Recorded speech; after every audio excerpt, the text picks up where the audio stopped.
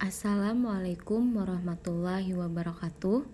Perkenalkan, nama Mita Febrianti, NIM 114862110101.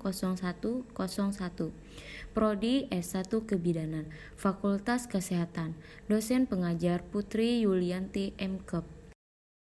Genetalia terbagi menjadi dua. Ada genetalia eksternal dan genetalia internal. Genetalia eksternal ada monopubis, peripus, klitoris, labia mayora, uretra, labia minora, vagina, vestibulum, dan perineum. Sedangkan genetalia internal ada vagina, uterus, tuba fallopi, dan ovarium. Menstruasi adalah dinding rahim atau endometrium yang mengalami peluruhan selama 3-7 hari setiap bulannya. Siklus menstruasi terbagi menjadi 4 fase. Yang pertama, fase menstruasi, dan yang kedua, praovulasi, ketiga, fase ovulasi, dan keempat, fase pasca ovulasi. Lalu, dalam fase ini terdapat siklus ovarium, siklus hormon, dan siklus uterus. Lalu, yang pertama ada fase menstruasi. Fase tidak dibuahinya sel ovum atau sel telur. Maka kadar hormon progesteron ikut turun, sehingga menyebabkan peluruhan dinding rahim atau menstruasi. Dalam fase ini, hormon FSH dan LH dibantu dengan hormon estrogen, membantu mematangkan sel telur atau sel ovum berikutnya. Fase ini terjadi 3-7 hari dengan rata-rata 5 hari.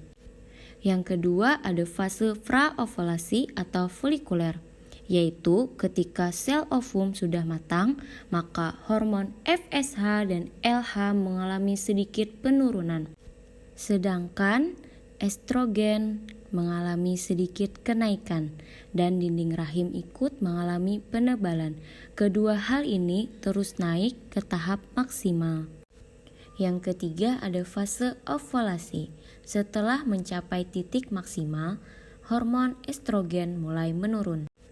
Pada masa ini terjadi lonjakan pada hormon FSH dan LH. Yang keempat ada fase pasca ovulasi.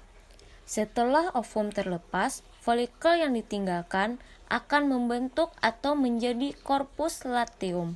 Kemudian akan melepaskan hormon progesteron yang menyebabkan kenaikan suhu basal atau thermal shift atau menandakan tubuh dalam masa subur.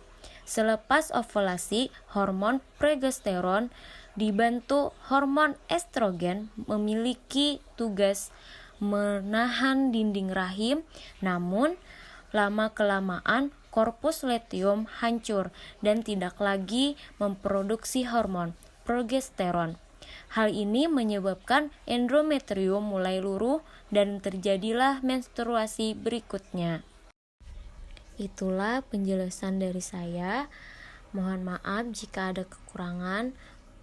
Wassalamualaikum warahmatullahi wabarakatuh.